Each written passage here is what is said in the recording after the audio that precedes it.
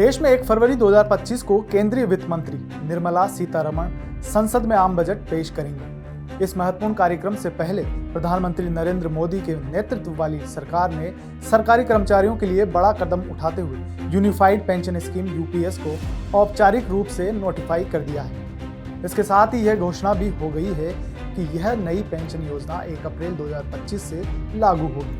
ऐसे में यह जानना भी जरूरी है कि यूपीएस क्या है, यह किन कर्मचारियों पर लागू होगी और इसके लागू होने से सरकारी खजाने पर कितना असर पड़ेगा। आइए इन सभी सवालों के जवाब जानते हैं। सरकार द्वारा यूपीएस का गजट नोटिफिकेशन जारी कर दिया गया है। यूपीएस का उद्देश्य पुरानी पेंशन योजना ओपीएस और नेशनल पेंशन स्कीम एनपीएस के बीच संतुलन बनाते हुए सरकारी कर्मचारियों को रिटायरमेंट के बाद गारंटीड पेंशन प्रदान करना है। यह योजना उनकी आर्थिक सुरक्षा सुनिश्चित करने में मदद करेगी। यूपीएस उन केंद्रीय कर्मचारियों के लिए लागू होगी जो वर्तमान में नेशनल पेंशन स्कीम के तहत कवर हैं। कर्मचारी एनपीएस के तहत यूपीएस का विकल्प चुन सकते हैं। अगर कोई यूपीएस को नहीं अपनाना चाहता तो वह एनपीएस के तहत मौजूदा व्यवस्था जारी रख सकता है। गजट में यह भी स्पष्ट किया गया कि यूपीएस चुनने वाले कर्मचारी किसी अतिरिक्त वित्तीय लाभ, पॉलिसी बदलाव या अन्य रियायतों का दावा नहीं कर सकेंगे। यूनिफाइड पेंशन स्कीम लागू होने के बाद सरकार का योगदान बढ़कर कर्मचारी की बेसिक सैलरी का 18.5% हो जाएगा, जो पहले एनपीएस में 14% था।